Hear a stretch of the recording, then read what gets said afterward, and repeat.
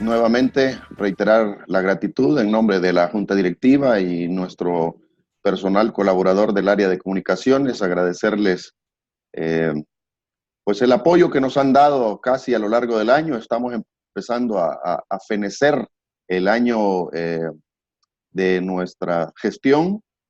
Como sabrán, estamos a pocos días de poder estrecharnos en un fuerte abrazo, en comunión, en nuestra convención, y hemos logrado avanzar en este ideal que se ha venido convirtiendo en una realidad de poder capacitarnos en nuestras áreas de oportunidad de cada uno, en el área contable, en el área jurídica. Por lo tanto, esperamos que este esfuerzo siga siendo valioso para ustedes. Nosotros lo hemos valorado y queremos seguir esforzándonos por mejorarlo cada día más, porque cada vez se vayan adicionando más y más colaboradores que enriquezcan este evento, que le den un valor significativo y sobre todo la ilusión nuestra es poder compartir el conocimiento con los excelentes colegas que tenemos dentro de nuestra firma.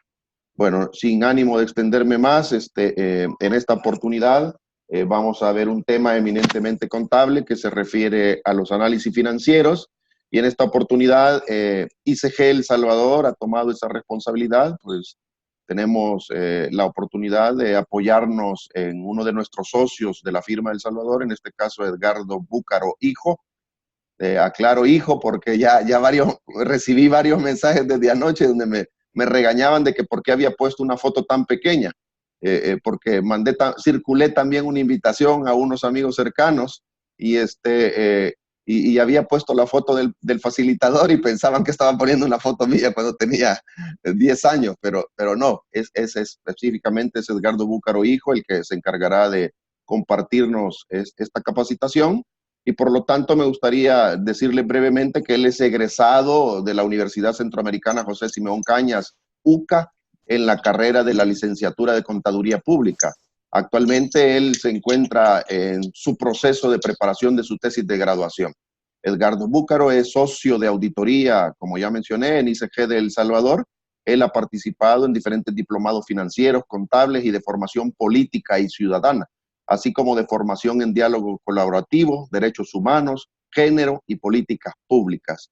Recién el año pasado participó en un programa de intercambio universitario allá en la Pontífica Universidad Javeriana de Bogotá, Colombia. Desde el año 2015 a la fecha es coordinador en el programa de acompañamiento y tutorías denominado Círculo de Estudios de la Universidad Centroamericana UCA. Además es instructor de diferentes materias universitarias como matemáticas, fundamentos de análisis financieros, cálculos y ética profesional. Desde el año 2012 también hasta la fecha, participa activamente como voluntario en diferentes proyectos e instituciones que llevan a cabo proyectos sociales que están enfocados principalmente a favor de la niñez. En consecuencia, a pesar que es un socio joven de la firma, es un joven que se ha esforzado mucho y que está trabajando con ánimos en esta profesión tan bondadosa con nosotros. Y pues, ¿qué puedo decirle? Paso la estatuta a él para que él pueda continuar entonces, que nos haga su disertación. Como ya explicó brevemente Andrea al inicio, recuérdense, solo les agradecemos que no olviden poner en silencio sus micrófonos. Pongan en silencio sus micrófonos de manera tal que las voces o los sonidos no interfieran. Y por otro lado, si bien es cierto, siempre les hemos pedido de que las participaciones sean al final del evento, por la característica de que es un poco didáctico, como habrán notado en el material que les enviamos, es un poco didáctico. Hay algunos ejercicios que, para no complicarlo, ya están desarrollados y que únicamente se va a referir su explicación. Sin embargo, por el tipo de tema a desarrollar, creo pertinente que si en un momento determinado alguno de ustedes tiene una duda o una consulta, puede hacerla inmediatamente. Es decir, vamos a romper las reglas que normalmente hacemos para que puedan interrumpir. ¿Qué les pedimos nada más? De preferencia sea ese momento en el que usted active su micrófono y diga brevemente que tiene una consulta, para que se le pueda hacer el espacio, porque la intención también es que de preferencia sea escuchada por todos. O sea, todos los que estamos conectados, es bueno que conozcan, que escuchen la pregunta de manera tal que la explicación también sea en sintonía con la pregunta. La otra es lo que siempre les hemos pedido, lo repetiremos más adelante porque veo bastante gente conectada hoy, ¿verdad? Se ven muchas conexiones este día. Creo que de nuevo, primero Dios, vamos a romper otra vez el récord de asistencia, porque hoy sí veo bastantes conectados, pero necesitamos pedirles de nuevo que no olviden que en el chat que tienen en la parte derecha baja de su pantalla, pongan su nombre y el país del cual están escuchando. Por favor, es importante para nosotros saber su nombre y el país en el cual usted está participando de este evento. Bueno, sin más, dejo para ustedes a Edgardo. Hasta pronto. Edgardo, una pregunta, aprovecho mientras le das la palabra, para que le das la palabra a Edgardo, es recordarles a todos que esta sesión está siendo grabada, que la pueden descargar una vez termine en nuestra plataforma de ICG, entonces para que lo sepan y nada, estamos a su disposición si tienen algún problema haciendo la pregunta o activando el micrófono, nos dicen y les damos la palabra. Edgardo, te doy la palabra. ¿Listo? ¿Me escucho? ¿Me escuchan bien? Perfecto. Sí. Listo. Va, te voy a quitar el chat para que no haya problema. Espera, no. Yo que va, quitar chat. No, no he hecho yo te lo voy a compartir. Va, ahí saludar. Bueno, comenzamos. Primeramente, agradecer por la presentación, agradecer también por la oportunidad de estar aquí compartiendo espacio con profesionales tan admirables y especialmente con seres humanos tan admirables de la misma forma.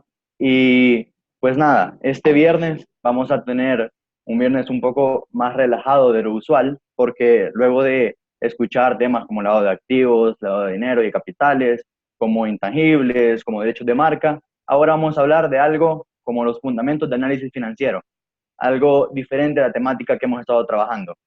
Y esta disertación va a constar de 3 etapas, por así decirlo, de 3 formas de metodología, que va a ser una reseña teórica con la que vamos a iniciar respecto de los fundamentos del análisis financiero, un poco de los elementos importantes de las finanzas, de cómo analizarlo fundamentalmente. Posteriormente, una guía de ejercicios que les hemos compartido, que es un poco para contextualizar y ejemplificar lo que estamos hablando teóricamente, y posterior la resolución. Pasamos a la presentación. Sí, pasamos a la presentación. Vamos a ver. Perdonen, pero aquí estamos haciendo una sola. Vamos a hacer un cruce ahorita. Vamos a ver. Esta cuestión es aquí. Vamos a la presentación.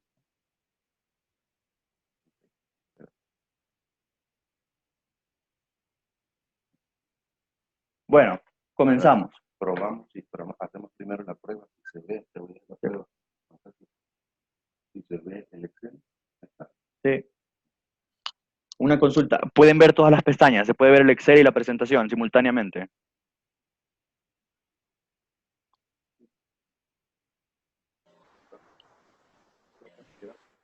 Bueno, de acuerdo. Comenzamos entonces. Para empezar, vamos a hacer la reseña teórica, y esta reseña teórica, como vamos a hablar de fundamentos de la finanza, vamos a definir qué son las finanzas. Nuestra lámina, como pueden ver, habla de las finanzas como el arte y la ciencia de administrar el dinero. Posteriormente, cuando pensamos en las finanzas, podemos irnos primero a lo específico, que podría ser el nivel personal, y a nivel personal, las finanzas afectan las decisiones individuales de cuánto dinero gastar de lo que ingreso, también de cuánta porción de ingresos ahorrar y cómo utilizo esos ahorros, es decir, en qué los invierto. Eso a nivel personal. A nivel de una compañía, a nivel empresarial, también se puede hacer ese símil. ¿Por qué? Porque para la compañía también necesitamos saber cómo incrementar el dinero de los inversionistas, cómo invertir ese dinero para obtener una utilidad, y también de qué modo conviene reinvertir las ganancias de la empresa o distribuirlas con los accionistas. Digamos que a esto se refieren las finanzas. Ahora, esto nos lleva a plantearnos qué es la administración financiera. Cuando hablamos de administración financiera, hablamos de una ciencia, otra vez de un arte, que se ocupa de la adquisición, el financiamiento y la administración de bienes, con alguna meta global en mente. Digamos que este es el enfoque de la administración financiera, estos tres apartados: la adquisición, el financiamiento y la administración de esos bienes. Y así, la función de decisión de la administración financiera puede desglosarse en esas áreas relativas, que es la inversión, el financiamiento y la administración de estos bienes. El objetivo de la administración financiera va a ser maximizar la riqueza de los inversionistas. Para eso buscamos administrar las finanzas y para eso buscamos analizar la situación financiera de una compañía, para maximizar la riqueza de los accionistas. Ahora, antes de pasar al valor del dinero en el tiempo, vamos a hablar de decisiones de inversión. Las decisiones de inversión es probablemente la más importante de las tres decisiones primordiales de la compañía en cuanto a la creación del valor. ¿Por qué? Porque comienza con una determinación de la cantidad total de bienes necesarios para la compañía. ¿A qué me refiero? Me refiero a los bienes que necesita la compañía para operar como desea operar y para alcanzar los objetivos que nos hemos planteado. Bueno, eso, la decisión de inversión. La decisión de inversión se refiere a decidir el tamaño de la empresa. Y cuando ya conocemos el tamaño de la empresa, todavía debemos decidir la composición de los bienes. Es decir, cómo está compuesta esa empresa en cuanto a nuestros recursos. Eso es lo principal en cuanto a decisiones de inversión. La siguiente decisión es la decisión financiera. La decisión financiera habla del financiamiento, es relativa al financiamiento, y si observamos la combinación de financiamientos para empresas de distintas industrias, vamos a ver que las diferencias son marcadas. Algunas compañías tienen deudas relativamente grandes, otras tienen deudas que son mucho más pequeñas porcentualmente. Pero ¿a qué se debe esto? ¿A qué se debe que algunas estén casi libres de endeudamiento y que otras estén muy endeudadas? ¿Acaso el tipo de financiamiento empleado marca la diferencia? Y si la respuesta es que sí, entonces, en este sentido, ¿por qué? Porque si es diferente, tenemos que elegir un específico o cuál elegimos o cómo decidir cuál vamos a escoger. Y aparte considerar si se pueden mezclar estos tipos de financiamiento. Y el último desglose de las áreas importantes de la administración financiera es la decisión de la administración de los bienes. Una vez que se adquieren los bienes y se obtiene el financiamiento adecuado, hay que administrarlos de forma eficiente, es decir, encargarnos de la proporción del uso de activos corrientes en relación a los activos fijos. Nuestros recursos adquiridos y el tamaño de los recursos que hemos adquirido, cómo vamos a utilizarlos. Posteriormente, ahora que ya definimos un esbozo de lo que es las finanzas y la administración financiera, vamos a pasar a unos conceptos que son muy importantes para las finanzas y para el análisis financiero. El primero de estos conceptos es el valor del dinero del tiempo. Este concepto se refiere al hecho de que es mejor recibir dinero ahora que después. Es decir, $100 este día no valen lo mismo que $100 en un año. ¿Por qué? Porque el dinero que tenemos ahora en la mano se puede invertir para obtener un rendimiento positivo, generando más dinero para el futuro. Por esta razón, les decía que $1 ahora no será $1 mañana. ¿Y cómo vamos a medir ese sobreprecio, ese valor del dinero en el tiempo? Pues con la tasa de interés. La tasa de interés se puede usar para expresar este valor del que estamos hablando. Y va a ser súper fundamental en los ejercicios que vamos a realizar posteriormente y en general en todo el análisis financiero. El siguiente término, el siguiente concepto importante del que me gustaría hablarles es la relación riesgo-rendimiento. Primero vamos a definir cada una de estas. ¿Qué es el riesgo? Pues el riesgo específicamente es una medida de la incertidumbre en torno al rendimiento que ganará una inversión. Es decir, que yo no sé lo que voy a obtener con dicha inversión. Y ese específicamente es mi riesgo. Las inversiones cuyos rendimientos son más inciertos se consideran generalmente más riesgosas. Es decir, que una inversión de la cual no tengo certeza de mi resultado, evidentemente va a conllevar un riesgo más grande. Por otro lado, la tasa de rendimiento total es la ganancia o pérdida total que experimenta una inversión en un periodo específico. Es decir, el riesgo es la incertidumbre y el rendimiento es la materialización de los resultados de mi inversión. Tenemos como una premisa en cuanto al riesgo y al rendimiento y cómo se comporta uno en relación del otro, y es que a mayor riesgo de un valor se espera un mayor rendimiento ofrecido al inversionista. Ahora que tenemos una idea de lo que son las finanzas, una idea de lo que es la administración financiera y unos términos básicos como el valor del dinero en el tiempo y el riesgo y rendimiento, pasamos a las razones financieras. Las razones financieras, pues lo primero que hay que decir es que para evaluar la condición financiera y el desempeño de una empresa, el analista financiero debe hacer una revisión completa de varios aspectos de la salud financiera de la compañía. Una herramienta que se emplea con frecuencia para evaluar la condición financiera y el desempeño de una empresa es una razón financiera o índice o conocimiento o cociente financiero, que relaciona dos piezas de datos financieros dividiendo una cantidad entre otra. Es decir, matemáticamente una razón es justamente eso, un índice, una división, un cociente, en el cual vamos a relacionar un aspecto financiero de la entidad con otro aspecto y ver cómo uno se comporta en función del otro. Las entradas básicas para el análisis de las razones son el estado de resultados y el estado de situación financiera. ¿Para qué nos sirven las razones financieras? Pues en primera instancia nos sirven para realizar comparaciones internas, además de comparaciones externas en base a fuentes de razones industriales. Tenemos un ejercicio que ejemplifica exactamente esto, pero antes vamos a dar otro poco de teoría. Ninguna razón, hay que tener en cuenta que ninguna razón por sí misma nos va a dar un análisis objetivo y absoluto de la situación financiera de una compañía. Sin embargo, si tenemos suficiente información y tenemos suficientes condiciones y razones financieras al trabajarlas como conjunto, podemos tener una opinión objetiva acerca de lo que está sucediendo en esta compañía. Por eso debemos analizarlas como un grupo de razones y eso va a derivar en juicios razonables de nuestra salud financiera o de nuestra situación financiera. Por eso tenemos que asegurarnos de tomar en cuenta cualquier característica estacional del negocio.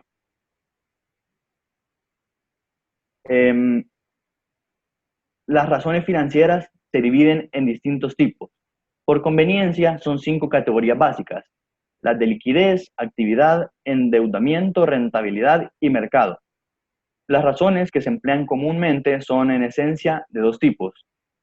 Las razones que hablan de la condición financiera, que van a ser las razones de liquidez y de deuda de la empresa en un momento. Y el segundo tipo de razón se refiere a aspectos de desempeño, a aspectos de resultados de la compañía en un periodo específico, por lo general un año. Y va a ser el resto de razones, es decir, las de actividad, las de rentabilidad y las de mercado. Y por conveniencia vamos a categorizarlas como podemos ver en la diapositiva. Ahora, para definir un poco y entender a qué se refieren estas razones o a razón de qué se comparan, vamos a definir la razón de liquidez en primera instancia. La razón de liquidez se usa para medir la capacidad de una empresa para cumplir con sus obligaciones a corto plazo a medida que éstas llegan a su vencimiento. Es decir, que a partir de estas razones se puede obtener un panorama de la solvencia de efectivo actual de una empresa y su capacidad para seguir siendo solvente en caso de adversidad. Y si hablamos de liquidez, pues entendemos que la liquidez se refiere justamente a la solvencia, al tener la capacidad para afrontar las obligaciones que se nos van venciendo. Posteriormente hablamos de las razones de actividad. Las razones de actividad, ¿qué van a medir? Las razones van a medir la efectividad, es decir, la forma, qué tan efectiva es la forma en que la empresa utiliza sus activos y la rapidez en la que diversas cuentas se convierten en ventas o en efectivo. Es decir, cómo materializamos nuestros recursos en operaciones, en efectivo, en salidas o en entradas. En este sentido, los índices de actividad miden la eficiencia con la que la empresa está operando. Posteriormente, vamos a hablar de las razones de endeudamiento. Las razones de endeudamiento no van a indicar más que el monto del dinero de otras personas que estamos utilizando para generar utilidades. Es decir, cuánto dinero que no es de la compañía en sí estamos utilizando para operar, para trabajar en el giro normal del negocio y para generar nuestras utilidades. En general, un analista financiero se va a enfocar más en la deuda a largo plazo. ¿Por qué? Porque estos compromisos generan flujos de pagos contractuales en este mismo periodo, es decir, en el largo plazo. Posteriormente hablamos de la razón de rentabilidad y en este caso existen muchas medidas. En conjunto, estas medidas permiten que los analistas evalúen las utilidades de la empresa respecto a un nivel determinado de ventas, respecto a cierto nivel de activos o respecto a la inversión de los propietarios. Es decir, respecto a lo que estamos recibiendo para operar, cómo estamos rentabilizando todas esas cuestiones. Y finalmente, las razones de mercado. Las razones de mercado son aquellas que relacionan el valor de mercado de una empresa medido por el precio de mercado de sus acciones con ciertos valores contables. En otras palabras, estas razones dan una explicación muy clara sobre qué también se desarrolla en la empresa en su entorno y en cuanto al riesgo de la industria en la que se está manejando, según los inversionistas de ese mercado específico. Ahora, que ya tenemos como las bases para comprender cómo enfocar las razones financieras, cómo aplicar las razones financieras y cómo analizarlas, vamos a pasar a un ejercicio práctico que nos permita ver esto más claramente. Tenemos esto. Tenemos un ejercicio que nos habla de que hay una compañía en la que me están dando las razones promedios de la industria en la cual nos estamos desenvolviendo. Y buscamos calcular nuestras razones financieras y luego verificar nuestra salud financiera en relación a los promedios de la industria. ¿Cómo lo vamos a hacer? Como dijimos que las razones financieras tienen como punto de partida el estado de resultados y el estado de situación financiera, pues necesitamos esos datos, como podemos verlos aquí, y posteriormente realizar el cálculo de las razones para compararlas con los promedios de la industria. Ahora, si pasamos a nuestra resolución,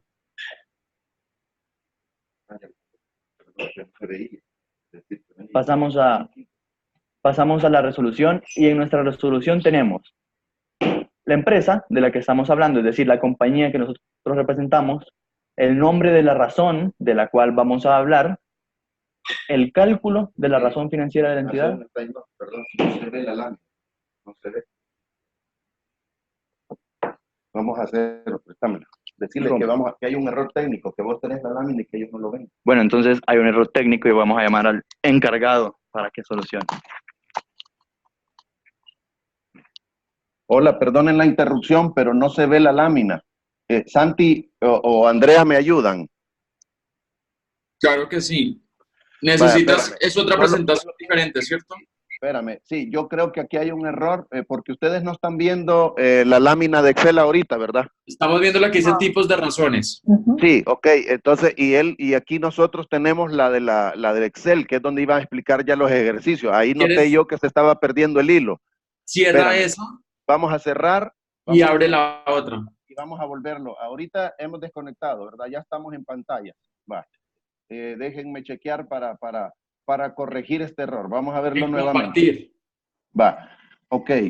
No sé qué debió haber pasado porque tendríamos que tener todo a la vista. Va. ¿Ahí ven la hoja de Excel? Sí, perfecto. Oye, aguántenme, perdonen los errores. Y aquí, por eso es que no, creo que llegó un momento en que se deben de haber desubicado, porque, ¿y ahora ven la hoja de Word? No, la de Excel. Va, entonces ese es el problema. Algo nos está pasando de que no me da agarra cambio de hojas. Minimiza esa y abres la otra. Que minimice esa y Excel. abra la otra. Ah, ok, la minimizo y vuelvo a decirle compartir. Sí, dale compartir y pones el Word. El Word, ok, perdón. Ajá. Vaya, hoy vamos a ver. ¿Hoy están viendo el Word? Así es. Vaya. ¿Hoy ven el Excel? El Word. Entonces yo necesito ir cambiando varias al mismo tiempo. Ahí solo está el Word. Ahí solo está el Word, entonces lo minimizas. Y ahorita. El Word. El Word. Está mal. Ahorita está la presentación aquí. Entonces algo nos está fallando ahorita. Porque ya habíamos hecho esa prueba con todos. Va. Aquí, sobre esta le doy. Perdón. Perdonen, creo que yo soy el del error. Ahorita que ven. La presentación. Va, listo. Ahora. El Word. Va. Yo, perdonen, el del error había sido yo. ¿Y hoy? El Excel. Ok, entonces ya está listo. Disculpen la confusión, fui yo el de la equivocación. Él estaba les estaba explicando ya con diferentes pantallas y seguía la presentación de PowerPoint, así que disculpen. Ahora sí ya le van a encontrar un poco de lógica, porque lo que él estaba explicando es justo estas hojas. Así es que le voy a pedir que se retrotraiga un poco y regrese de nuevo a empezar los ejercicios prácticos. Así que disculpen, aquí se los dejo nuevamente. Gracias.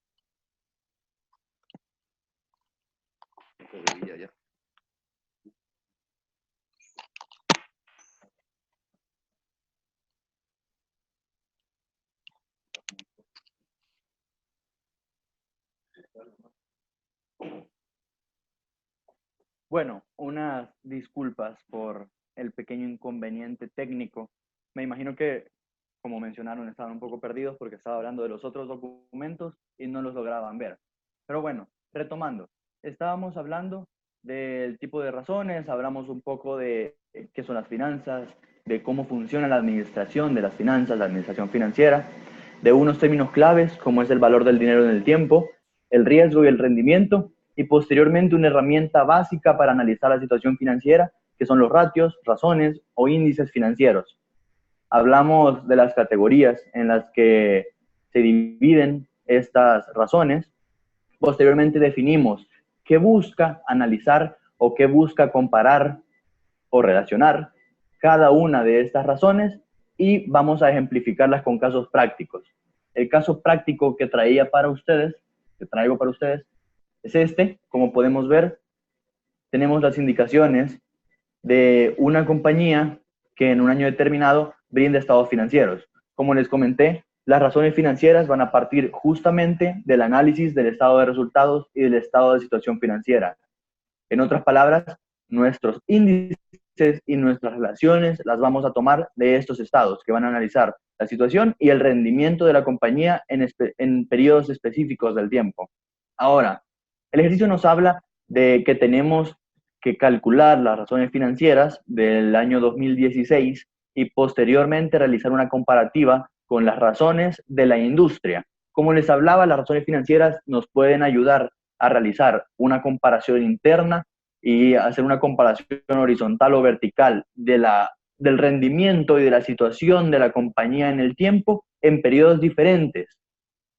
Y la otra forma es el análisis externo o con la industria, que es este caso específicamente. ¿Por qué? Porque tenemos nuestros estados financieros y posteriormente tenemos las razones promedio de la industria. Luego, como podemos ver, tenemos estos números que por sí mismos, como les digo, no dicen nada e individualmente tampoco nos dan un análisis o una opinión objetiva de la situación, pero en conjunto sí, en conjunto nos dicen mucho. Por eso vamos a pasar a la resolución que está aquí y podemos ver cómo ya se han calculado.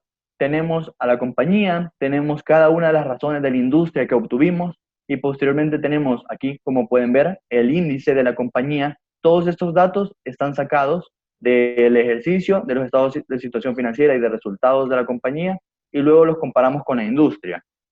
Ok, en primera instancia tenemos la razón corriente. La razón corriente se va a calcular como el total de activos corrientes entre el total de pasivos corrientes. Es decir, en este caso, este es el cálculo y como resultado vamos a tener 1.44. La industria en el otro lado tiene 2.35. Ahora, tenemos que preguntarnos, ¿qué mide la razón corriente? Pues la razón corriente mide la capacidad de la empresa para cumplir con sus obligaciones de corto plazo. Es decir, ¿cuántas veces con mis recursos corrientes, es decir, mis recursos a corto plazo, yo logro cubrir mis deudas a corto plazo?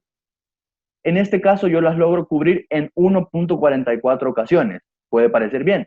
Sin embargo, al compararlo con la industria, podemos ver que ellos, el resto de la industria, en promedio, tiene 2.35 veces activos o recursos corrientes en relación a sus deudas corrientes, a sus obligaciones corrientes. Por lo tanto, eso es importante y podría saltar una alarma en cuanto al análisis de la salud financiera de la compañía en relación a la industria. Posteriormente hablamos de la razón rápida. Como podemos ver, en el cálculo de la razón rápida es muy parecido al de la razón corriente. ¿Qué cambia? Cambia que se están restando estos 82.000 que son del inventario. ¿Por qué? Pues resulta que el inventario en muchas ocasiones y en muchas empresas no se vende tan fácilmente. Y cuando se vende, en muchas ocasiones se vende al crédito. ¿Qué significa esto? Que de nuestros recursos corrientes, de nuestros recursos de corto plazo, el menos líquido es el inventario. Entonces, la razón rápida nos da un índice de liquidez mucho más claro, mucho más conciso que la razón corriente. ¿Por qué? Porque estamos quitando la porción menos corriente de nuestros recursos corrientes, por así decirlo. Al hacer esto, nos da que tenemos un 0.59 en relación al 0.87 del resto de la industria. Posteriormente pasamos a la rotación de inventarios. ¿Cómo se calcula la rotación de inventarios? Pues la rotación de inventarios se calcula como el índice del costo de venta entre los inventarios. ¿Y qué va a medir? Pues comúnmente va a medir la actividad o liquidez del inventario de una empresa. Es decir, cuántas veces estoy logrando vender mi inventario en el año. En este caso vemos que el costo de venta a lo largo del año es este valor y el inventario final es este otro. Es decir, que nuestro inventario rotó y se vendió 5.61 veces a lo largo del año, en relación a la industria, que solo lo hizo en 4.55 ocasiones. Es decir, es un indicador favorable a tener en cuenta y que nos puede hablar de que tenemos una rotación saludable, de que estamos vendiendo oportunamente y eficazmente nuestros inventarios. Posteriormente, vamos a hablar del periodo promedio de cobro. El periodo promedio de cobro van a ser las cuentas por cobrar entre los ingresos diarios, es decir, los ingresos totales entre 365 días. ¿Qué vamos a tener ahí? Pues ahí vamos a obtener la antigüedad promedio de las cuentas por cobrar. ¿Y para qué nos va a servir esto? Pues es útil para evaluar las políticas de crédito y de cobro. ¿Qué tan bien estoy cobrando? ¿Qué tan rápido estoy cobrando?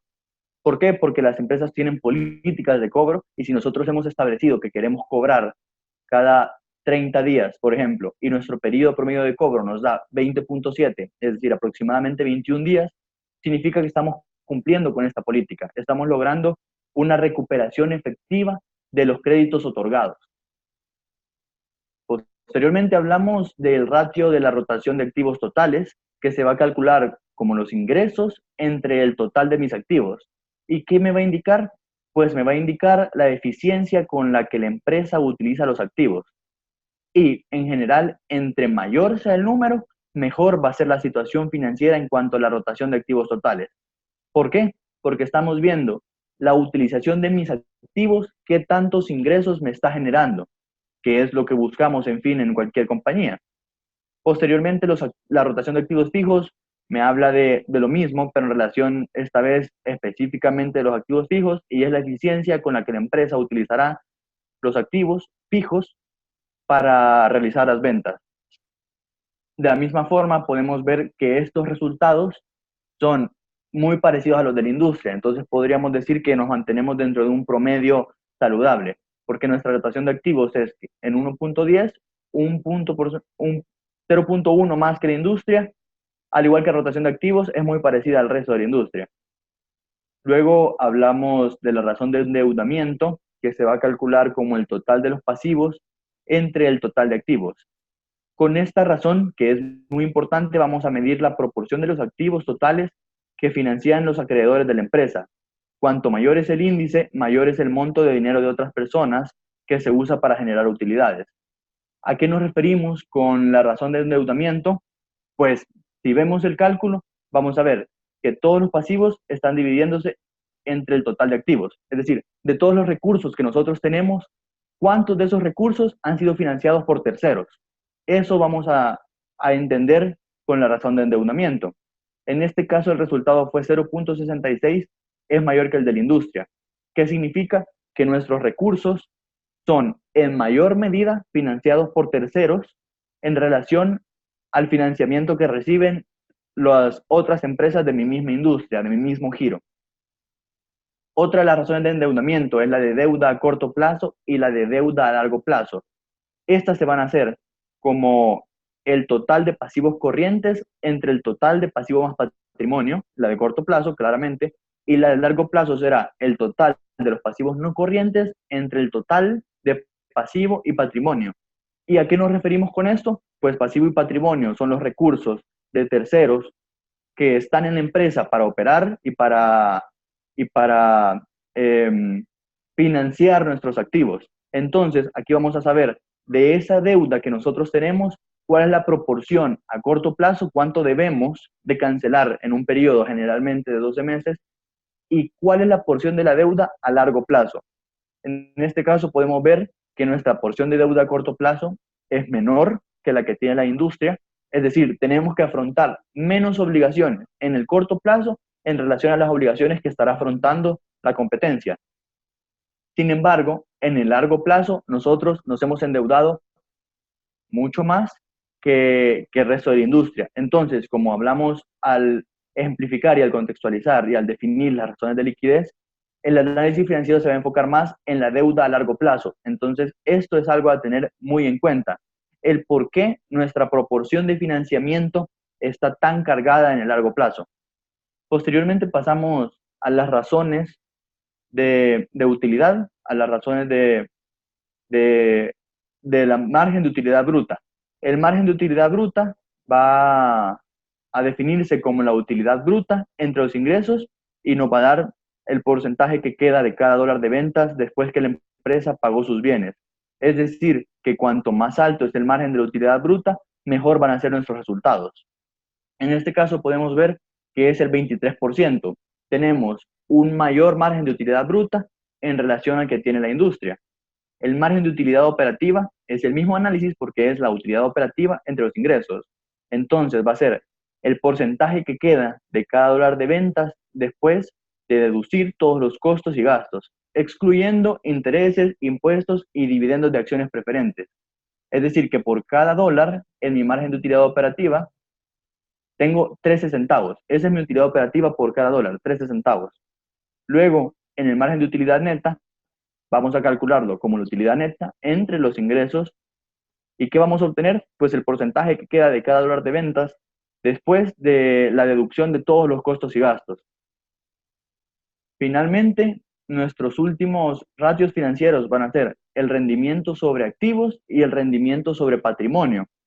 El rendimiento sobre activos se va a calcular como la utilidad neta entre el total de los pasivos más patrimonios. Este es un análisis muy importante porque vamos a medir la eficacia integral de la administración para generar utilidades con sus activos disponibles. Y entre más alto sea el rendimiento sobre los activos totales de la empresa, pues mejor va a ser la salud financiera. ¿A qué nos referimos cuando hablamos de esto? Pues nos referimos a la eficacia con la que estamos utilizando todos nuestros recursos para generar utilidades. Y el ROA es la eficacia y el rendimiento que hemos ganado sobre la inversión. Dijimos que el enfoque principal de las finanzas es maximizar la utilidad de los accionistas, es decir, que por cada dólar que ellos invierten, ellos ganan la mayor proporción de dinero posible. Entonces el ROA nos va a dar justamente eso. ¿Cuál es el rendimiento que ha ganado la inversión de acuerdo a la operación anual o la operación en un periodo específico? Y la ganancia por acción, que va a representar el monto en dólares obtenido durante el periodo por cada acción común en circulación, que va a ser justamente, como lo dice el nombre, el sobreprecio de cada acción, cuánto se está ganando por cada una de estas en relación a la acción que tiene cada accionista en la empresa. Y de esta forma nosotros podemos ver un ejemplo claro y didáctico de cómo las razones financieras nos sirven para analizar externamente y comparar con la industria la salud financiera y el rendimiento en un periodo específico. Posteriormente, vamos a regresar a nuestra hoja de ejercicios y vamos a ver que hay otro ejercicio que habla de lo mismo, de las razones financieras, y nos da de nuevo, como les dije, vamos a partir siempre del balance general, del estado de resultados y de alguna información adicional, por ejemplo, las compras netas, el inventario inicial y demás. Ahora, ¿qué vamos a buscar? Primero, hablamos de las políticas de créditos. En este caso habla de otorgar crédito de 30 días y pagar cada 60 días. Cuando vemos nuestra información adicional, ya vimos cómo se realiza el periodo promedio de cobro. En este caso, el periodo promedio de cobro son 30 días y nuestra política de créditos, de otorgamiento de créditos, son 30 días. Y de pago son 60 días y en promedio estamos pagando cada 40 días. Entonces podemos afirmar que estamos cumpliendo nuestras políticas y estamos teniendo una recuperación efectiva del crédito y también estamos pagando a tiempo. Posteriormente vamos a calcular e interpretar la razón rápida, la razón circulante, ROA y ROE, y otros ratios, como podemos ver en la resolución del ejercicio 2. Aquí tenemos el balance general, tenemos el estado de resultados y vamos a pasar a la solución. Primero hablaremos de la rotación de cuentas por pagar, que va a ser lo relacionado con los proveedores. Pues esta rotación la vamos a obtener como el año entre el periodo promedio de pago. ¿Y qué va a significar la rotación de cuentas por pagar? ¿Cuántas veces en el año estoy cancelando mis deudas? ¿Cuántas veces las estoy pagando? En esta ocasión van a ser 9, porque relacioné el periodo del año que me está dando el ejercicio entre el valor del que estábamos hablando, el valor promedio de pago. Entonces, en mi año yo logré cancelar mis deudas a corto plazo en 9 ocasiones. Luego obtengo mi saldo final de cuentas por pagar.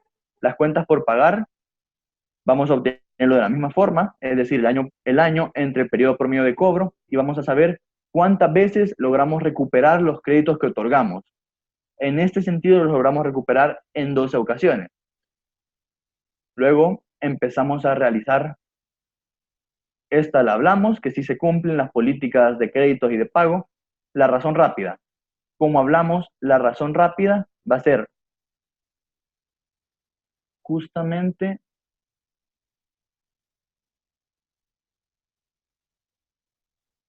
va a ser el total de activos corrientes menos la porción, valga la redundancia, menos corriente de mis activos corrientes dividido entre el total de mis pasivos. ¿Para qué? Para saber cuánto efectivo tengo yo disponible para afrontar mis deudas que se van venciendo en el corto plazo.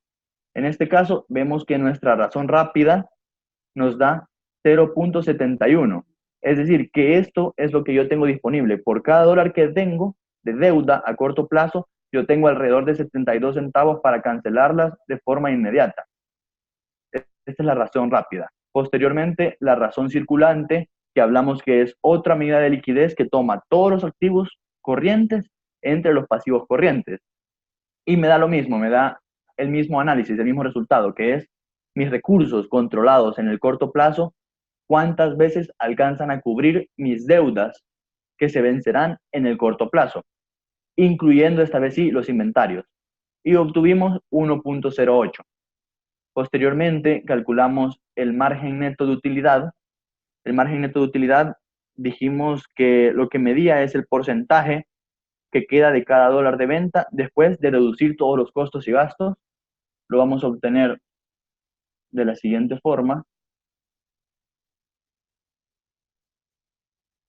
Es decir, tomando mis ventas y mi utilidad neta y haciendo la relación utilidad neta entre ventas. Es decir, de cada dólar que yo vendí, cuánto realmente en porcentaje me queda de utilidad neta. Y obtengo que el 3.93% de mis ingresos totales va a ser mi utilidad una vez he deducido todos mis costos, todos mis gastos y todas las otras erogaciones derivadas del ejercicio normal de la empresa.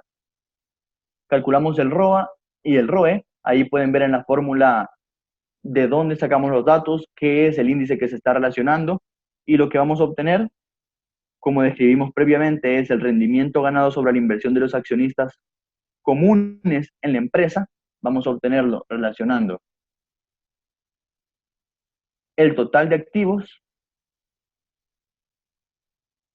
entre la utilidad neta. Es decir, de todos mis activos, de todos mis recursos en el ROA, ¿cómo hice yo para utilizarlos y que me generaran utilidad neta? Y esto me da un porcentaje, al igual que el ROE. El ROA se enfoca en los activos y el ROE se enfoca en la inversión patrimonial, es decir, en lo que han dado los accionistas. Y vamos a medir en ambos el rendimiento ganado de acuerdo a ese recurso del que estamos hablando. Posteriormente hablamos de la utilidad por acción, que en este caso nos da 13.09, tenemos el número de acciones de empresas y este va a representar el monto de dólares que hemos obtenido durante el periodo para cada acción común en circulación. Es decir, para cada acción común, cuántos dólares hemos obtenido, cuánta ganancia hemos logrado en un periodo de rendimiento normal por cada acción. Luego tenemos las razones de deuda, que es la razón de deuda global, la de corto plazo y de largo plazo, que hablamos de la forma de cálculo. La razón de deuda me va a hablar específicamente de la proporción de los activos totales que van a financiar los acreedores de la empresa. Es decir, de todo lo que yo poseo, cuánto está siendo financiado por terceros.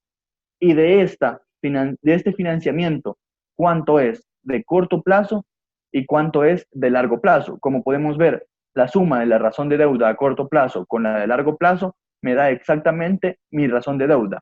¿Por qué? porque mi razón de deuda es el porcentaje de mis recursos que han sido financiados por otros. Y luego lo voy a diversificar, voy a hacer una bifurcación entre los que me han financiado en el corto plazo y los que me han financiado en el largo plazo. Y finalmente, la razón de cobertura de intereses, que me va a hablar de las veces y de la utilidad que yo tengo para pagar mis obligaciones, para pagar mis intereses. Es por esto que lo vamos a relacionar como la utilidad antes de reserva de impuestos entre el gasto financiero. Y de esta forma vamos a poder cancelar y cubrir los intereses que tenemos que afrontar. Perfecto. De esta forma hemos abordado el tema de las finanzas, de la administración financiera y de una herramienta fundamental como lo son las razones. Hemos visto cómo las aplicamos, hemos visto cómo analizarlas y ahora vamos a ver otras herramientas que también son muy importantes, como lo son, en este caso, el punto de equilibrio. Vamos a hablar de, una vez tuvimos en cuenta las razones financieras, estos índices y cómo logramos compararlos y cómo logramos obtener un análisis y una opinión objetiva derivada de estos cálculos, vamos a pensar en otra herramienta, que también significa un importante método de análisis financiero. Esta herramienta es el punto de equilibrio. El punto de equilibrio, pues, se da porque la empresa utiliza este análisis denominado ocasionalmente análisis de costo, análisis de volumen y también análisis de utilidad. ¿Para qué se utiliza el análisis del punto de equilibrio? Pues lo vamos a utilizar para determinar el nivel de operaciones que se requieren para cubrir todos los costos y gastos y evaluar la rentabilidad relacionada con diversos niveles de venta. El punto de equilibrio operativo de la empresa no es más que el nivel de ventas que se requiere para cubrir todos los costos operativos y el nivel de ingresos que requerimos para cubrir todas las obligaciones asociadas con nuestra producción en un periodo específico. En el punto de equilibrio, las ganancias antes de intereses e impuestos van a ser igual a $0. Es decir, simplemente vamos a cubrir lo que nosotros hemos invertido. Una vez tenemos esta noción teórica de lo que es el punto de equilibrio y de lo que estamos analizando específicamente, pasamos a los casos prácticos y podemos ver que en este pequeño ejercicio nos dice que una compañía nos solicita determinar el nivel de ventas que debe alcanzar para cubrir los costos fijos y variables. Nos da datos como el precio de venta unitario, que es de $10, nos da los costos fijos totales, que son de 180,000, y el coeficiente de margen de contribución del 40%. ¿Qué es el margen de contribución? Pues el margen de contribución son los beneficios de una compañía sin considerar los costos fijos. Es decir, solo con mis ingresos, que evidentemente van a variar en función de la producción, relacionados con los costos, que también van a variar en función de la producción, ¿cuál es esa utilidad? ¿Por qué? Porque los costos fijos ya los tenemos en mente, ya los tenemos estipulados y predeterminados, ya sabemos cómo se van a comportar a lo largo de un periodo. Entonces mi margen de contribución va a ser el que me va a permitir analizarlo respecto a cómo van a moverse mis gastos y mis costos en función de la producción y en función del ingreso adicional que me va a generar cada unidad adicional producida. Perfecto. Ahora que ya tenemos todos estos datos, el ejercicio nos pide determinar el punto de equilibrio anual en unidades y en dólares. Y posteriormente, graficarlo. Y finalmente, calcular el GAO, que es el grado de apalancamiento operativo, y el nivel de ventas aumenta en un 10%. Pasamos a la resolución del ejercicio 3 y podemos ver que primero hemos esquematizado el precio de venta, que son los $10. Hemos también puesto el costo de venta, que son los $6, que son datos que me da el ejercicio, los costos fijos anuales de 180,000 y la cantidad que la vamos a encontrar con la fórmula de dividir los costos fijos anuales entre la diferencia del precio de venta menos el costo de venta. ¿Qué es esto? Pues la fórmula de Q es la fórmula de la cantidad, perdón, es cómo debe comportarse lo variable para cubrir lo fijo. ¿A qué me refiero? Estamos viendo que estamos restando al precio de venta que es eminentemente variable por la naturaleza de las transacciones, restándole el costo de venta que se va a comportar de igual forma, es decir, mi margen de contribución. Y cómo este margen de contribución debe comportarse en relación a los costos que yo conozco van a ser fijos en un periodo determinado. En este caso, $180,000. Con esta fórmula nosotros obtenemos que son 45,000 unidades. ¿Qué significan estas 45,000 unidades? Significa que si yo quiero llegar al punto en el cual no gano dinero ni pierdo dinero, tengo que vender exactamente 45,000 unidades. Es decir, que tengo que generar ¿cuántos ingresos? En este caso son 450,000. ¿Por qué? Pues está la fórmula, pero podemos verlo como las unidades por el precio de venta, es decir, 450,000. Sin embargo, la fórmula es también los costos fijos entre 1 menos el margen de contribución. Los costos de venta entre el precio de venta. Esa va a ser la forma de encontrar mis ingresos en equilibrio, es decir, cuánto dinero tengo yo que generar para cubrir todos mis costos y mis gastos. Perfecto. Una vez tenemos esto, lo he esquematizado para verlo más claramente y hemos visto que para generar nuestra gráfica tenemos una producción que va con una escala de 5,000 en 5,000. Vamos generando nuestros ingresos, nuestros costos variables, nuestros costos fijos. Y si hablamos de un punto de equilibrio de 45,000, lo podemos ver aquí reflejado.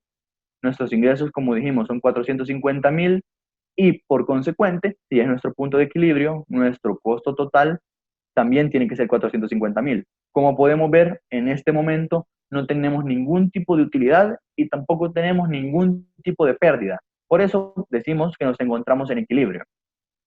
Con esta tabla la he graficado de esta forma, en la cual tenemos nuestros ingresos, nuestros costos fijos y nuestras unidades.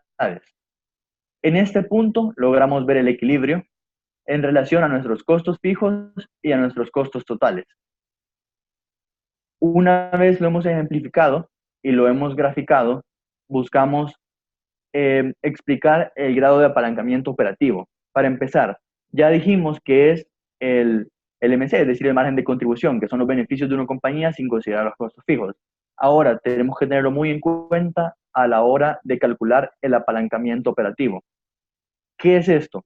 Pues primero tenemos que saber que para analizarlo, siempre que el grado de apalancamiento operativo sea mayor a 1, vamos a entender que, de hecho, sí existe un grado de apalancamiento operativo. Y este simplemente es el uso de los costos operativos fijos para acrecentar los efectos de los cambios en las ventas sobre las utilidades antes de intereses e impuestos de la compañía. ¿Qué significa esto? Pues en otras palabras, el grado de apalancamiento operativo se entiende que será apalancamiento el impacto que tienen los costos fijos sobre la estructura general de costos de una compañía. Es decir, cómo afectan mis costos fijos cuando yo tengo un nivel distinto de ventas, ya sea mayor o menor. El ejercicio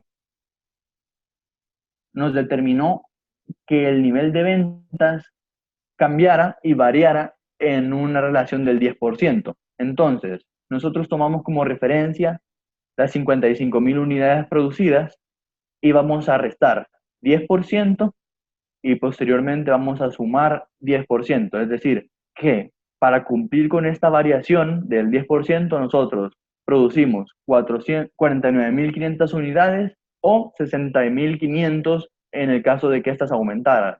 La relación de los ingresos sería de esta forma, la relación de los costos variables, el margen de contribución también cambiaría, sin embargo los costos fijos se mantienen. Claramente lo único que se va a mantener y que no depende del nivel de producción son los costos, que por eso reciben el nombre de los costos fijos. Entonces lo que queremos saber es, al variar la producción, ¿cómo van a incidir estos costos fijos en mi utilidad? ¿Cómo lo vamos a obtener? Pues hemos visto que la utilidad generada produciendo 10% menos es de 18,000 y produciendo 10% más es de 62,000. Entonces nuestros ingresos variaron solamente en 10%, disminuyeron 10% y aumentaron 10%. Sin embargo, nuestra variación de la utilidad antes de impuestos e intereses es del 55%. Así que al calcular nuestro grado de apalancamiento operativo, nosotros lo vamos a hacer como un índice, un coeficiente entre la variación de la utilidad antes de impuestos e intereses entre los ingresos. Es decir, que por este ingreso adicional o esa proporción de ingreso menor a lo que hemos estipulado, nuestro apalancamiento operativo va a ser de 5.5. Y esto significa que el impacto de nuestros costos fijos es muy importante. ¿Por qué? Porque un pequeño aumento o una pequeña disminución puede tener un impacto de esta magnitud. Y ese sería el análisis importante del punto de equilibrio, que nos va a permitir realizar proyecciones, nos va a permitir pensar en cuánto tenemos que producir, en cómo tenemos que producir y en mantener el cuidado necesario para lograr manejar nuestros costos fijos y lograr que su impacto no sea tan fuerte a la hora de definir cómo se van a comportar nuestras utilidades. Perfecto. Ese es el análisis del que hablamos en cuanto al punto de equilibrio. Ahora ya tenemos estas dos herramientas, tenemos las herramientas de las razones financieras, tenemos la herramienta de punto de equilibrio y otra herramienta que me parece fundamental para el análisis financiero es el estado de flujos de efectivo. El estado de flujos de efectivo, todos lo conocemos, y es el flujo de efectivo, evidentemente una parte vital en las empresas. Por tanto, es el enfoque principal del administrador financiero. Dijimos que el administrador financiero lo que buscaba era concretar este arte y ciencia de administrar el dinero, y el flujo de efectivo justamente es cómo se mueve este dinero. Por tanto, es el enfoque principal de esta área de la compañía. Y va a ser el enfoque idóneo del administrador financiero, tanto en la administración de las finanzas diarias como en la planificación y la toma de decisiones estratégicas. El estado de flujos de efectivo es un resumen de los flujos de efectivo en un periodo específico, y el estado permite comprender mejor los flujos operativos, de inversión y financieros de la empresa. Esto último que acabo de decir se refiere a los tipos de flujos que nosotros vamos a definir: los flujos derivados de la operación normal, los flujos derivados de las inversiones y los derivados del financiamiento en el cual está incurriendo la compañía. Este estado de flujos de efectivo, cuando lo estamos realizando en un enfoque financiero, va a venir precedido de algo denominado el flujo de fondos. ¿Qué es el flujo de fondos? Pues la persona encargada de las finanzas o el analista financiero, en el caso específico, debe tomar decisiones para asegurar que la empresa tenga suficientes fondos para cumplir con sus obligaciones financieras en las fechas establecidas y para aprovechar las oportunidades de inversión. Es decir, que nosotros, como analistas financieros, necesitamos saber cuánto tenemos disponible para operar, para seguir operando, para mantener nuestro negocio en marcha, para aprovechar las condiciones del mercado en cuanto a las oportunidades de inversión y también para hacer frente a nuestras obligaciones. Para todo eso necesitamos fondos. Sin embargo, los necesitamos en una cuantía adecuada. ¿Por qué? Porque tener muy pocos fondos disponibles nos limita en cuanto a las actividades que podemos realizar, significa un riesgo importante en cuanto al cumplimiento de nuestras obligaciones, pero tener mucho significa tener fondos ociosos, es decir, dinero que no está trabajando. Y como hablamos del valor del dinero en el tiempo, mantener dinero sin trabajar significa perder la oportunidad de que ese dinero genere mayor riqueza. Por lo tanto, para ayudar a este analista a evaluar las decisiones que se van a tomar en un periodo de tiempo determinado, necesitamos estudiar el flujo de fondos de la empresa. ¿Y qué vamos a considerar como un fondo? Pues un fondo van a ser todas las inversiones y reclamaciones contra estas inversiones. Es decir, que todos los fondos van a ser todo lo que yo estoy invirtiendo, de dónde está generando, de dónde está surgiendo esa inversión y las reclamaciones. Es decir, lo que me significa invertir, lo que tengo que afrontar si quiero invertir. Eso vamos a entender por fondos. Y esto nos permite considerar todas las transacciones involucradas como fuentes y como aplicaciones de fondos. ¿Por qué hablamos de fondos como todas las inversiones y reclamaciones? Porque dentro de un enfoque financiero no vamos a hablar solamente de las erogaciones de efectivo específicamente, no solo es el efectivo, también son todo el otro tipo de inversiones y todas las reclamaciones, a pesar de que no tengan una implicación directa. Es por eso que vamos a tomar en cuenta el ajuste de la utilidad, entre otras cuestiones, para tener un análisis más detallado de cómo ha funcionado el efectivo y de cómo se ha movido en un periodo específico. Ahora que tenemos la parte teórica, vamos a ver el ejercicio final. El ejercicio final habla de una compañía y nos presenta un estado de situación financiera comparativo, donde tenemos todas las cuentas de balance y las tenemos listas para comparar. El único dato adicional que nos da es que las utilidades netas ascienden a $100,000. Si nos vamos a la resolución, en nuestro ejercicio final, podemos ver que el primer paso que hemos realizado para efectuar nuestro estado de flujos de efectivo es una comparación horizontal. ¿Qué significa esto? Significa que vamos a tomar cada una de nuestras cuentas de balance, las vamos a comparar y vamos a analizar la variación en términos de dinero, y también es importante analizar la variación en términos porcentuales. Una vez realizamos este análisis, nosotros tenemos que tener en cuenta cómo se ha ido moviendo y la implicación de estos movimientos. Entonces vemos, por ejemplo, que el efectivo aumentó en $757,899.45 y así el resto de cuentas han tenido distintos comportamientos que tenemos que analizar y tenemos que ver todo lo que nos parece propio del ejercicio y también lo que nos parece como un movimiento anormal, para analizarlo también el por qué surgió ese flujo de efectivo. Posteriormente de analizarlo vamos a pasar a lo que hablamos. Aquí definimos el fondo y definimos el comportamiento de todos nuestros fondos de efectivo, todos nuestros fondos de flujos, y pasamos al estado de fuentes y aplicaciones. Digamos que este es el precedente que vamos a tener en cuanto a un estado de flujos de efectivo con enfoque financiero. Ahora, tenemos que entender que el estado de fuentes y aplicaciones está presidido de un paradigma. Este es que las fuentes se van a comportar de la siguiente forma. Cualquier disminución en un activo se va a considerar fuente y cualquier incremento en el pasivo o capital también se va a considerar fuente. Por el otro lado, una aplicación se va a considerar cuando haya un incremento en un activo o cuando haya un decremento en pasivo o capital. Ahora, vamos a hacer este análisis. ¿A qué nos referimos cuando hablamos de fuentes y aplicaciones? Pues justamente, fuente es de dónde provienen nuestros flujos de efectivo, cómo hemos tenido nosotros efectivo disponible y de dónde ese efectivo disponible ha surgido. Y las aplicaciones es cómo hemos utilizado. Se llaman de hecho aplicaciones o usos. ¿Por qué? Porque habla de los flujos de efectivo que nosotros ya obtuvimos, cómo los utilizamos. Un caso que puede ser bastante peculiar es que hemos dicho que toda disminución en un activo será una fuente. Entonces, ¿por qué el efectivo y equivalentes se aumentó? Va a ser una aplicación y no una fuente. Pues digamos que esa es una inclinación normal y es una inclinación que suele darse, el decir que todo aumento en el efectivo es una fuente. Pero si lo hacemos, estamos cometiendo un error. ¿Por qué? Pues primero, porque estaríamos contrariando esta regla de la que les hablé, en la que dice que cualquier disminución en un activo es una fuente y cualquier incremento en un activo es una aplicación.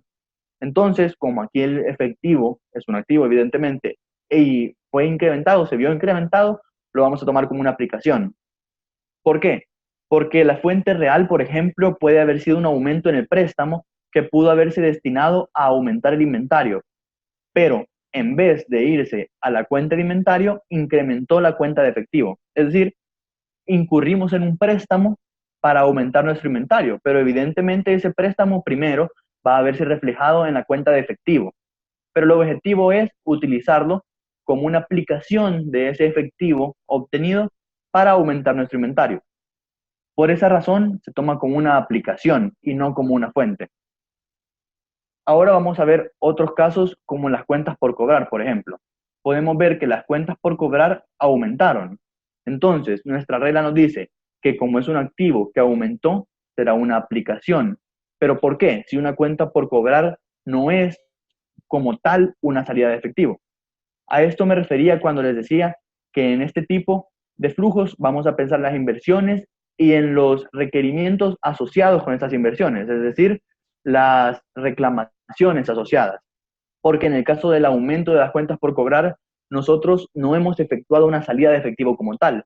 Sin embargo, nosotros sí estamos otorgando créditos, es decir, ese efectivo que estamos dejando de percibir. Nosotros estamos financiando a nuestro cliente al darle crédito.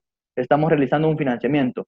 Por esa razón, si nuestras cuentas por cobrar aumentan, significan que aumentó una proporción de nuestras ventas que no hemos cobrado y que además nos sirve para financiar a un tercero. Por esa razón, se toma como una aplicación. Posteriormente podemos ver, por ejemplo, que también aumenta la propiedad planta y equipo, es decir, que si una propiedad planta y equipo aumenta, eso significa que hemos adquirido mayor propiedad planta y equipo. Por lo tanto, es una aplicación de efectivo. Nosotros utilizamos este efectivo adicional para adquirir propiedad planta y equipo. Y funciona igual con los activos intangibles, inversiones relacionadas, va a significar que nosotros hemos invertido en una relacionada en una proporción de 58.443, y por el otro lado, sabemos que una fuente se va a generar cuando el activo disminuye o cuando incrementa el pasivo o el patrimonio. ¿Por qué las cuentas por pagar son una fuente? Pues, como en el caso de las cuentas por cobrar, aquí no hay una salida de efectivo asociada, es decir, nosotros no hemos sacado de nuestro banco y de nuestra caja, de ningún lado, efectivo para afrontar una deuda, para afrontar un compromiso. Entonces, ¿por qué decimos que es una fuente si a mí no me entró dinero? Pues resulta que, como en el caso de las cuentas por cobrar, pero visto desde la inversa, ahora a nosotros nos están financiando nuestra operación. ¿Por qué? Porque hemos recibido lo que sea que hemos adquirido, pero no lo hemos pagado. Entonces, es una salida de efectivo postergada. Y es, como se postergó, un efectivo que podemos aprovechar hasta que se vaya dando ese vencimiento. Nos están, de alguna forma, financiando nuestra operación en la medida del crédito que nos han otorgado a nosotros. Por esa razón, las cuentas por pagar al aumentar se consideran una fuente de efectivo, una fuente de fondos. Igual con los otros pasivos corrientes, es la misma lógica. La deuda a largo plazo la vamos a tomar, por ejemplo, con el otorgamiento de algún préstamo. Entonces, evidentemente, nos entró efectivo, entonces es una fuente de efectivo, una fuente, perdón. Y el capital común, lo mismo, podemos pensar en una inversión y cualquier otro tipo de entrada de efectivo que haya ido a parar al capital común. Por eso se va a tomar como una fuente o como una aplicación dependiendo de la regla que les comenté previamente. Luego la cuenta de resultados, sabemos que la utilidad neta claramente es el resultado, es decir, el efectivo que nosotros hemos ganado es nuestra utilidad, nuestra renta, por eso va a ser claramente una fuente. Y la depreciación que va en el área de los activos se va a tomar también como una fuente. ¿Por qué? Porque nos va a servir para ajustar la utilidad.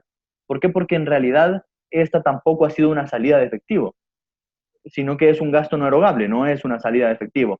Por tanto, para ajustarlo en el flujo de efectivo también vamos a tomarlo como una fuente, la depreciación. Y el pago de dividendos, que como su nombre lo dice, es un pago, por lo tanto es una aplicación. ¿Y cómo vamos a obtener pago de dividendos? Pues el pago de dividendos lo vamos a obtener restando la utilidad neta a la diferencia de las utilidades retenidas. ¿Por qué? Porque mis utilidades retenidas cambiaron en función de $89.562. Sin embargo, tuve una utilidad de 100.000. Entonces, si nosotros nos preguntamos por qué esto no cambió en relación de $100.000, es porque seguramente hubo un pago de dividendos. Ahora que hicimos el área financiera y nos enfocamos en el área financiera de nuestro estado de fuentes y aplicaciones, podemos ver que tenemos nuestros totales y cómo nos ayuda concretamente este estado de fuentes y aplicaciones para realizar nuestro estado de flujos de efectivo.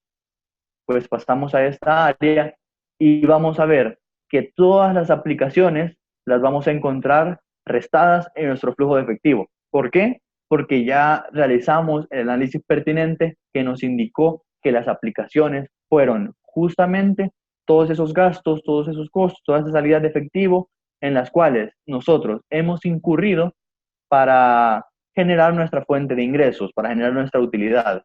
Por esa razón, el cambio en el efectivo, el cambio en las cuentas por cobrar, todos estos cambios van a ir en negativo en nuestro estado de flujo de efectivo ya como tal.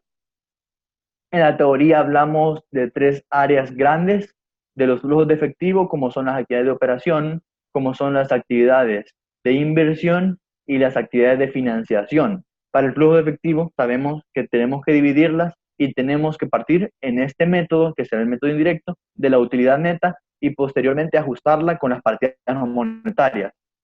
En este caso, solo está la depreciación, pero podrían haber otras partidas no monetarias como la revaluación de un activo o cualquier otra partida que sí influyó en la utilidad neta, pero no significó un ingreso o un gasto como tal. Por eso tenemos que ajustarla para tener la porción real de cuánto nosotros hemos tenido en una utilidad real, cuál ha sido nuestra utilidad verdadera, por así decirlo.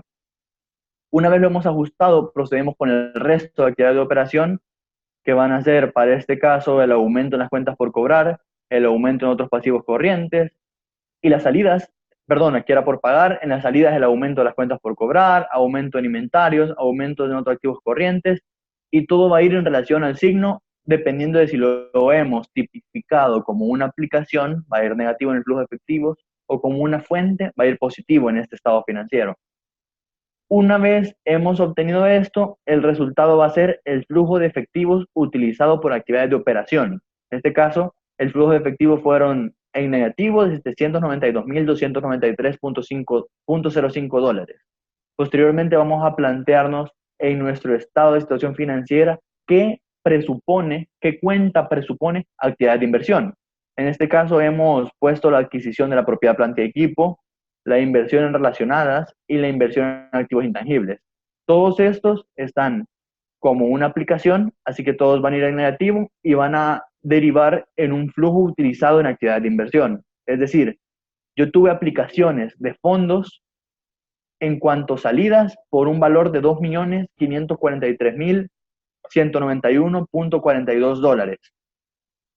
Y finalmente nuestras actividades de financiación van a ser todos nuestros métodos de financiamiento, vengan de la fuente que vengan para la compañía. Y vamos a respetar el signo del que hemos hablado. En este caso tenemos el aumento de deudas a largo plazo, tenemos el aumento en las acciones comunes y tenemos el pago de dividendos que nos van a generar un flujo generado por actividad de financiación de $4.093.383.92. Una vez tenemos todos estos resultados, nosotros los vamos a analizar de la siguiente forma. Nosotros tenemos estos 3 tipos de actividades y tenemos flujos de efectivos asociados. Es decir, cómo se comportó nuestro efectivo para operar en el área, valga la redundancia operativa, en el área de inversión y en el área de financiamiento. ¿Y cuál fue el resultado? En este caso podemos ver que para operar nosotros necesitamos de salidas de efectivo que ascienden a poco más de $792,000. Nosotros necesitamos invertir en relación a $2.543.000, pero también recibimos financiamiento por más de $4 millones. Esto nos va a dar, tenemos que totalizar todos estos flujos y vamos a obtener la variación del efectivo. Esta variación de efectivo la vamos a relacionar con el saldo inicial de efectivo y esto me tiene que dar como resultado el saldo final de efectivo. ¿Por qué? Porque nosotros tenemos un saldo con el cual iniciamos el año, tenemos una serie de flujos de efectivo, es decir, cómo funcionó el efectivo, cómo este se fue moviendo y cómo nosotros fuimos recibiendo financiamiento, recibiendo efectivo, y al mismo tiempo cómo fuimos aplicando esos fondos que veníamos recibiendo. Y va a derivar en el saldo final del efectivo mostrado en mi estado de situación financiera. Finalmente, pues regresamos a la presentación y podemos ver que prácticamente hemos concluido con estos fundamentos de análisis financiero. ¿Cómo lo hemos retomado? Pues lo hemos retomado primero definiendo en qué consisten estos análisis financieros, en qué consiste el administrar las finanzas, algunos también términos importantes en cuanto a estos análisis, por qué no todo lo que vemos lo vamos a tratar en forma individual, sino como un conjunto, y luego herramientas para analizarlo. En este caso yo pensé en 3 herramientas que me parecen básicas, como lo son las razones financieras, como lo son el punto de equilibrio y el flujo de efectivo, y cómo esto va a tener un enfoque distinto cuando lo estamos analizando en función de maximizar la utilidad de una forma de manejo eficiente y eficaz de nuestros recursos. Y pues no sé si hay alguna duda, creo que por mi parte eso sería mi disertación de este día. Y aquí concluiría por si hay alguna duda, algún comentario o algo más que añadir. Edgardo, muchísimas gracias.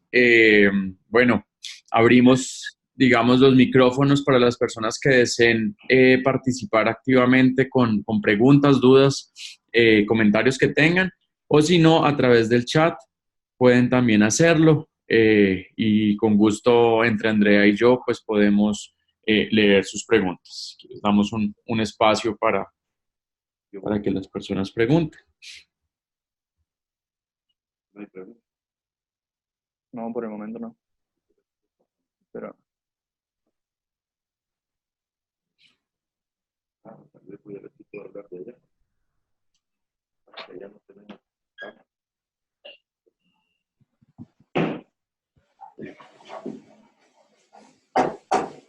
Sí, hay una pregunta, Edgardo, de parte de Brasil y es que si este análisis ustedes lo realizan para todos los clientes o que si ese tipo de análisis se debe realizar para todos los clientes. Pues sí, en el área específica de las auditorías, por ejemplo, en el área de las auditorías nosotros lo realizamos, es decir, no es un requerimiento específico, pero es recomendable realizarlo. ¿Por qué? Porque vamos a nosotros enfocarnos en la salud financiera de las empresas. Y, por ejemplo, cuando nosotros realizamos nuestras sumarias, nuestros papeles de trabajo de detalle y realizamos nuestros análisis de variabilidad, nosotros ya estamos realizando una parte de análisis financiero. ¿Por qué? Porque estamos viendo cómo nuestras cuentas de balance o cómo nuestras cuentas de resultados se están comportando y tenemos que analizar, y en las auditorías analizamos, de hecho, el porqué de estos comportamientos.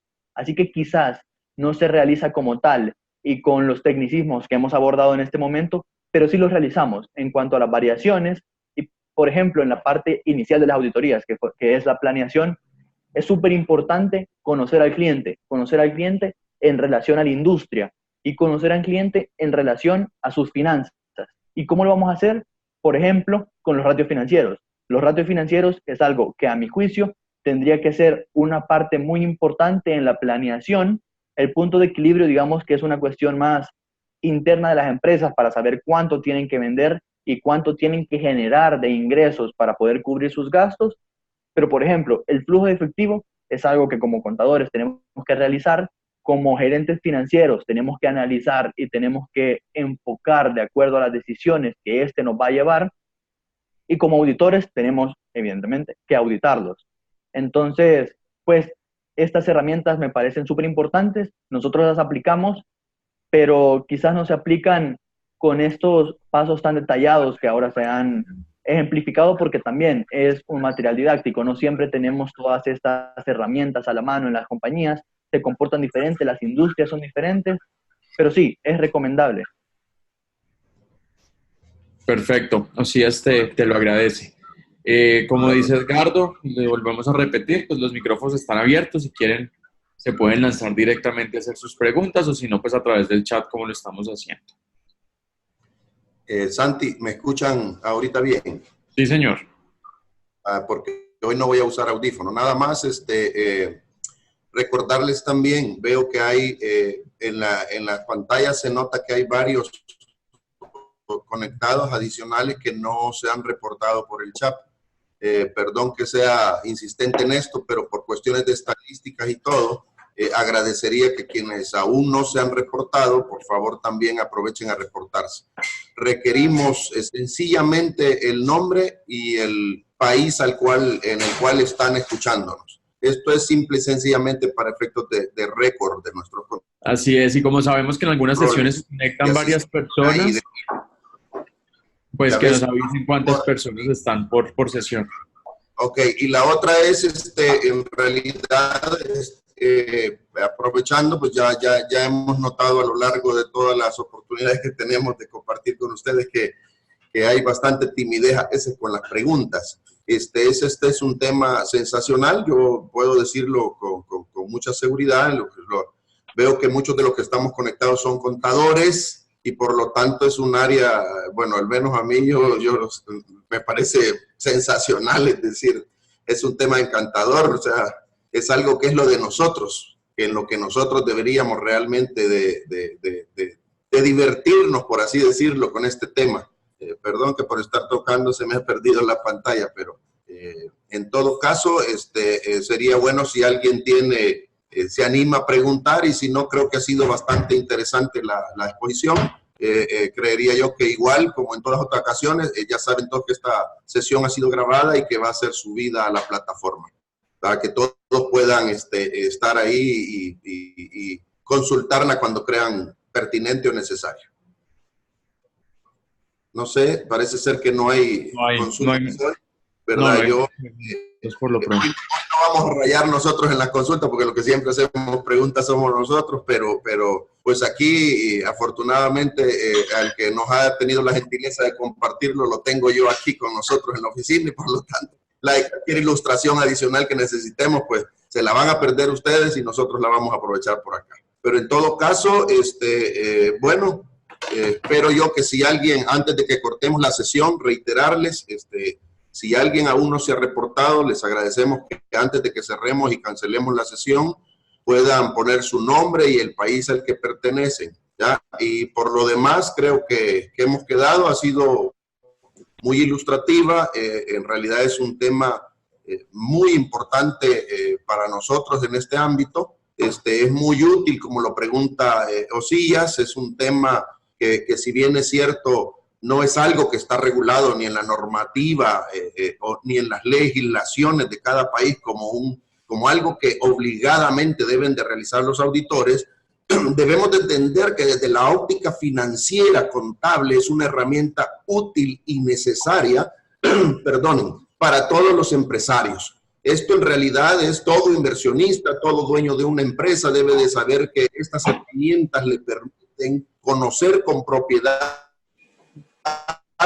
el rendimiento de sus inversiones. Es un tema interesante. Deben de saber todos ustedes que muchas veces el inversionista simple y sencillamente tiene dinero, quiere invertirlo y ganar dinero, pero no sabe cómo hacerlo. Muchos piensan que todo es poner dinero, abrir un negocio y que de la noche a la mañana se va a hacer millonario. Lo importante en esto de las inversiones es conocer cómo evaluar sus inversiones y determinar las acciones que él debe de ir tomando, las medidas correctivas que él va a ir tomando a medida va caminando su inversión, esto con la intención de maximizar sus recursos. No se trata solo de poner un dinero, abrir un negocio. Y por lo tanto es donde nosotros como profesionales nos hacemos valiosos para el inversionista, porque somos nosotros los que conocemos estas herramientas, los que hacemos los análisis financieros, y como consecuencia somos quienes le hacemos las recomendaciones y lo orientamos y lo guiamos de manera tal que él pueda maximizar su inversión y que los resultados finalmente sean los que ellos esperan. Así es que es indudable que esta ha sido la intención de compartir con ustedes en esta sesión este tema, para que podamos implementarlo como parte de nuestros servicios a nuestros clientes, para que todo el tiempo el servicio que le brindemos sea de calidad. Esto es a través de lo cual el cliente siempre valorará nuestro servicio y le dará obviamente un valor agregado y indudablemente contribuirá a que él pueda maximizar sus inversiones. Bueno, por lo que veo no hay ninguna adición, así que no me resta más que empezar a cerrar la sesión, agradecerles a todos como siempre su participación. Espero que poco a poco vayan perdiendo la timidez y en lo futuro vayamos preguntando. Por otro lado, agradecer a Edgardo por la excelente ponencia. Es un tema, como dije, para los que nos dedicamos a esto, pues es emocionante. Es como que nos estén pasando una película que fascina y nos divierte. Así es que es muy interesante lo que de mucha utilidad. Hay una pregunta. Hay una pregunta, Edgardo, de parte de Marco Jiménez. Adelante, Marco, ¿la quieres hacer a través del chat o te animas a abrir el micrófono?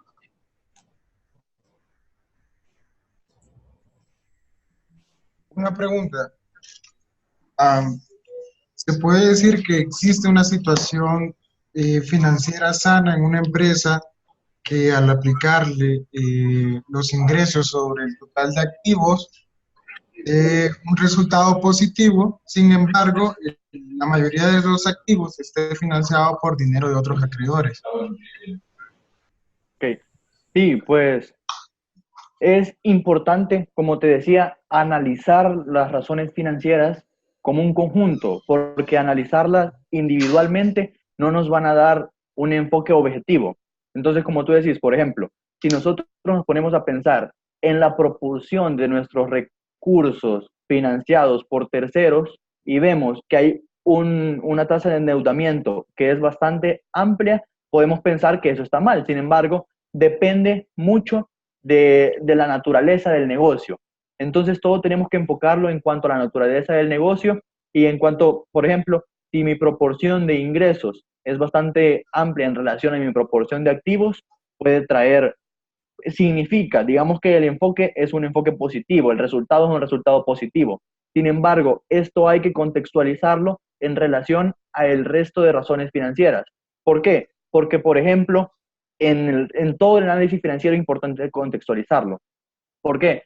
Porque en el grado de apalancamiento operativo, que también es una razón financiera, por ejemplo, no va a ser igual si nosotros tenemos venta de aviones, por ejemplo, donde evidentemente nuestros costos fijos van a ser muy altos y van a ser muy lineales, a que si vendemos hamburguesas, por ejemplo. Entonces, esto va a depender, este análisis va a depender de la naturaleza de la industria y de la naturaleza de la empresa.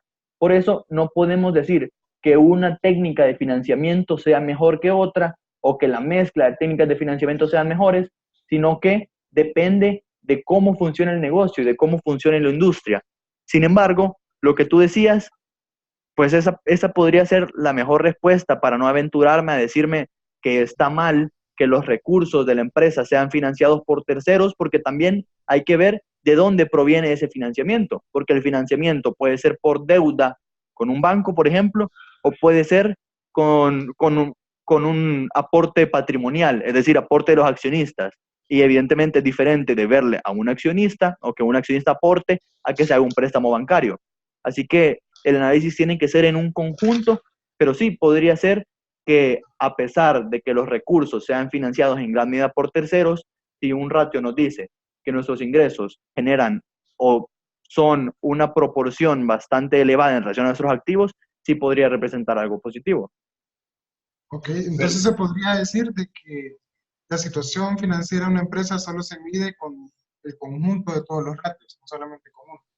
Sí, sí, por supuesto, por supuesto. No podemos realizar el análisis de un solo ratio y decir que ese resultado nos va a decir si esta empresa está saludable o no. Eso es súper importante. Los ratios financieros los vamos a utilizar y van a servir solamente cuando los analicemos en conjunto. Y al analizarlos en conjunto nos va a derivar en tener una apreciación objetiva, como una fotografía de lo que está sucediendo.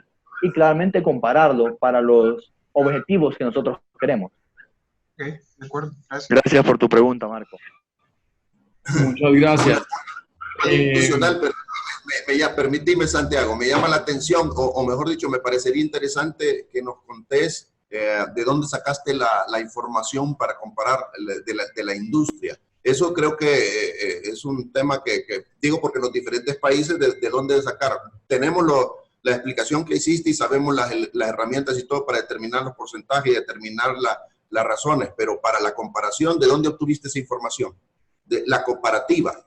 Ok, pues bueno, en realidad, como el caso que yo presenté tenía fines puramente didácticos, simplemente busqué la razonabilidad de las cifras y las asigné yo para compararlo. Es decir, no las saqué de una base de datos en Internet, no lo investigué en un libro en cuanto a una industria específica. Sin embargo, sí sé que, por ejemplo, con los estudios de precios de transferencia hay bases de datos de precios, hay bases de datos. Generalmente estas bases de datos se dan por porcentajes, es decir, cuál es el margen de ganancia que se da a una operación, cuál es el margen de ganancia que se da a la transacción de un bien. Entonces, para las razones financieras en una industria específica, también están estas bases de datos. Entonces, para este análisis específico, digamos que en un contexto como el salvadoreño, es un poco complicado relacionarlos con las razones financieras de la industria porque nuestra información es limitada.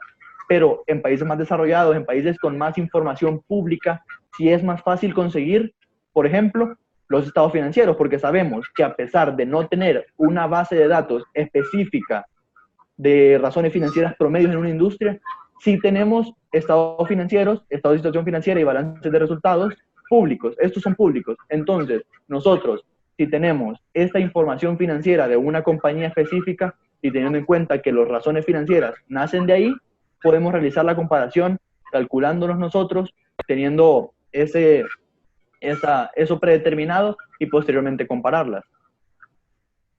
Excelente. La verdad es que solo para abonar un poco, perdón que te agarré a quemarropa, sé que no te imaginaba que te iba a preguntar eso, pero de todos modos es porque estas razones financieras ya tienen obviamente la teoría, no sé cómo decirlo, ya está definido los análisis y una orientación como tal de qué significa cada uno de los resultados. Hablando de las comparabilidades, en realidad, como bien lo aclaraste, hay países como el nuestro en que es difícil encontrar bases de datos comparativas, específicamente cuando son ampliamente detalladas. Sin embargo, como una idea, y esto lo recuerdo por información que hemos solicitado para hacer tesis y todo eso, de que ustedes deben de considerar en cada uno de sus países que siempre hay instituciones que llevan a cabo este tipo de estadísticas y que si bien es cierto, como decía Edgardo, no divulgan claramente toda la situación financiera de una empresa, es decir, no divulgan como tal los estados financieros, pero sí ya tienen estas estadísticas. Y les comento, por ejemplo, en el caso de El Salvador, hay una institución donde todos los años debe de pedirse una famosa solvencia de una Dirección General de Estadísticas y Censo, es decir, en todos los países hay una institución gubernamental que lleva las estadísticas y los censos en materia económica. Y por lo tanto, anualmente ellos sacan un informe, un reporte donde justo divulgan al menos los promedios de los sectores económicos. Y por lo tanto, esa podría ser una recomendación para cada quien. Porque ustedes pueden hacer su análisis financiero en su propia empresa e interpretarlo. Y eso también es de mucha utilidad. Pero si quisieran hacer un comparativo con el sector para ver en realidad cómo andan en el promedio del sector, entonces es importante conseguir información, por ejemplo, la que mencioné a través de, en este caso, de la Dirección General de Estadística y Censo, quien anualmente publica los resultados estadísticos. Y esas estadísticas son las que nos permiten hacer también las comparaciones. Bueno, yo creo que hoy por hoy ha sido todo. Ya creo que no hay ninguna otra pregunta.